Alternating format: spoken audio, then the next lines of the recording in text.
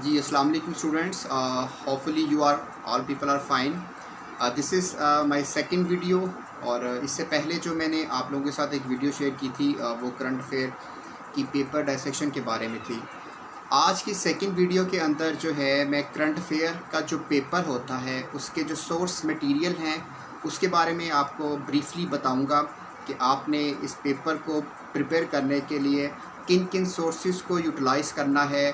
और फिर आपने ख़ासकर जो है जो मुख्तलिफ़ एकेडमिक्स के लोग हैं, जो राइटर्स हैं, उनमें से आपकी सिलेक्शंस क्या होनी चाहिए। फॉर एग्ज़ाम्पल अगर आप डॉन अखबार पढ़ते हैं या दी न्यूज़ पढ़ते हैं तो आपने किन लोगों को या किन कॉलमनिस्ट को पढ़ना है। तो ये इसमें आज बुनियादी तौर पे जो है मैं बात करूँगा। आपको पता है कि करंट अफेयर का पेपर ऐसा है कि जिसमें आपको थ्रू आउट द ईयर जो है वो मुसलसल पढ़ना पड़ता है और हर गुज़रते लम्हे के साथ जो भी टॉपिक्स हैं, जो भी इवेंट्स हैं, उनकी नेचर, उनके पर्सपेक्टिव और उसमें नई एडिशन जो है वो शामिल हो रही होती हैं।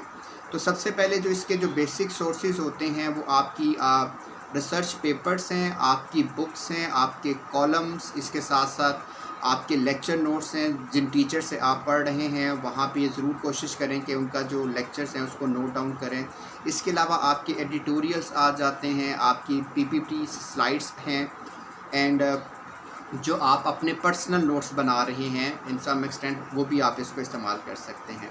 अब इसमें बुक्स का जो बेसिक कॉन्सेप्ट होता है, फॉर एग्ज़ाम्पल अगर आप अब्दुल सत्तार की किताब पढ़ें, फॉरेन पॉलिसी ऑफ पाकिस्तान, या फिर किसी दूसरे ऑथर की कोई किताब पढ़ रहे हैं, करंट अफेयर में बुक को आपने जस्ट एक रिव्यू देना होता है और सिंपली आपने उसको गो थ्रू करना है। उसमें से आपने कुछ चीज़ों को क्या कहते हैं, नोट्स नहीं बनाने, क्योंकि आपको पता है कि किताब के अंदर जो है वो चीज़ें बहुत ज़्यादा डिटेल से लिखी होती है।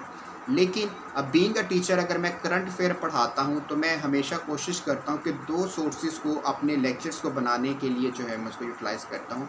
सबसे पहला जो सोर्स होता है वो रिसर्च पेपर्स होते हैं। आपको पता है कि रिसर्च पेपर ख़ासकर अगर वो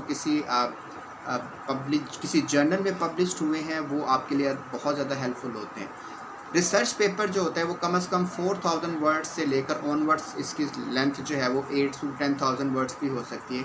ये एक कंप्लीट असाइनमेंट होता है। अगर आप किसी टॉपिक को डिटेल से पढ़ना चाह रहे हैं, फॉर एग्ज़ाम्पल अगर आप तालिबान डील है यूएस के साथ उसको स्टडी करना चाह रहे हैं, या गवर्नर्स क्राइसिस इन पाकिस्तान, या फिर आप जो है वो पाकिस्तान का क्लाइमेट चेंज के हवाले से क्या प्रॉब्लम चल रहा है, तो रिसर्च पेपर जो होता है वो प्रीसाइसली और कंप्लीट वे से जो है वो आपको तमाम चीज़ें बताता है। और उसके जो लिखने वाले होते हैं वो ज़्यादातर एकेडमिक्स के लोग होते हैं जिनको उस फील्ड के ऊपर उनकी कमांड और ग्रिप बहुत ज़्यादा होती है।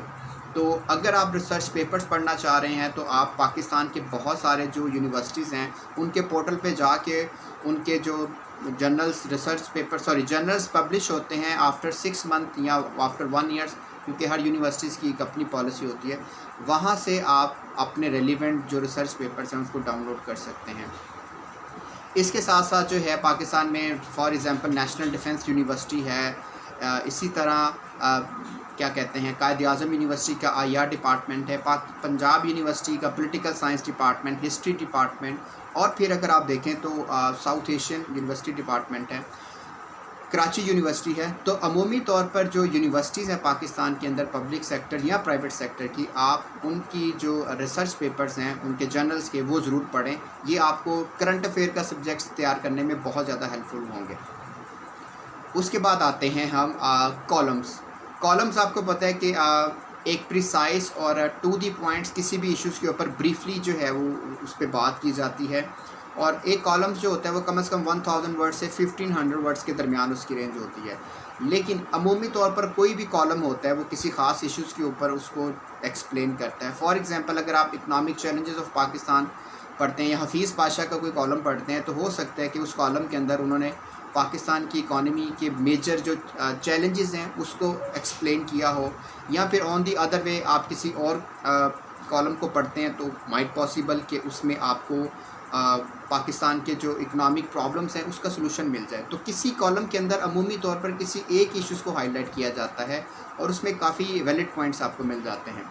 लेकिन ये इशू होता है कि जब आप जो है कॉलम्स पढ़ना चाहें तो आप जब किसी भी न्यूज़पेपर्स में ऑनलाइन भी अगर आप सर्च करते हैं तो फिर बहुत सारे नंबर ऑफ़ कॉलमिस्ट हैं जो कि आपने सामने आ जाते हैं, तो फिर आपके लिए चॉइस करना मुश्किल हो जाता है। अब बीइंग अ टीचर मैं पिछले 5 to 4 ईयर्स से पढ़ा रहा हूँ करंट अफेयर, तो मेरी एक सिलेक्टिव रेंज है और उन्हीं के कॉलम्स जो हैं वो मैं अमूमी तौर पर पढ़ता हूँ। लेकिन उसमें भी मैं अमूमी तौर पर उसको डिवाइड ज़रूर करता हूँ। आपके कैरियर डिप्लोमेट्स हैं, इसके अलावा आपके एकेडमिक्स के पर्सनस हैं जो कि कॉलम्स लिखते हैं। जैसे फॉर एग्ज़ाम्पल मैं क्या कहते हैं, डॉक्टर ज़फ़र नवाज़ जसपाल है, डॉक्टर हसन अस्करी रिजवी हैं, इनके कॉलम रेगुलरली पढ़ता हूँ। इसी तरह आपके साथ साथ जो हैं वो आपके जर्नलिस्ट आ जाते हैं, आपके ह्यूमन राइट्स एक्टिविस्ट हैं, IH रहमान के कॉलम्स मैं बड़े शौक़ से पढ़ता हूँ। तो आपने इनके कॉलम्स पढ़ने हैं। अब मैं आपको बता देता हूँ कि आपने नॉर्मली किन लोगों के कॉलम्स पढ़ने हैं। अगर आप कोशिश करें कि उन्हीं के कॉलम्स पढ़ें तो आपके लिए ज़्यादा इफेक्टिव होगा।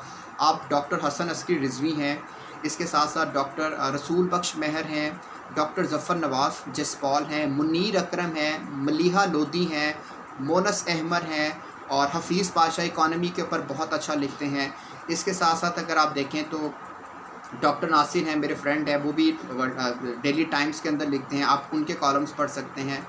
फिर उसमें कुछ और भी बड़े नाम आए हैं, जैसे मोहम्मद आमिर राना, मेरे पास सामने लिस्ट भी पड़ी है, उनके मैं पढ़ता हूँ कॉलम। टेररिज्म के ऊपर, एक्सट्रीमिज़म के ऊपर अगर आप अच्छा कंटेंट पढ़ना चाह रहे हैं तो मोहम्मद आमिर राना को आप ज़रूर पढ़ें।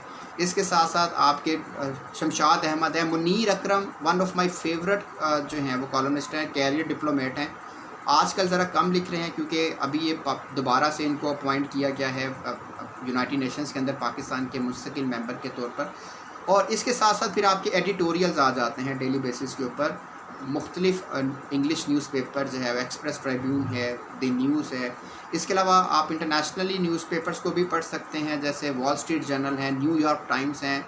इसके अलावा क्या कहते हैं, ये जो मिडल ईस्ट के अंदर भी कुछ अखबार ऐसे हैं जो कि अच्छा कंटेंट जिनके अंदर आपको मिल जाता है, जैसे अरब न्यूज़ के अंदर अगर आप देखें तो डॉक्टर हसन अस्करी रिजवी आजकल लिख रहे हैं, डॉक्टर ज़फ़र नवाज़ जसपाल जो कि पहले पाकिस्तान ऑब्ज़र्वर के अंदर लिख रहे थे, अभी वो इस अरब न्यूज़ के अंदर लिख रहे हैं।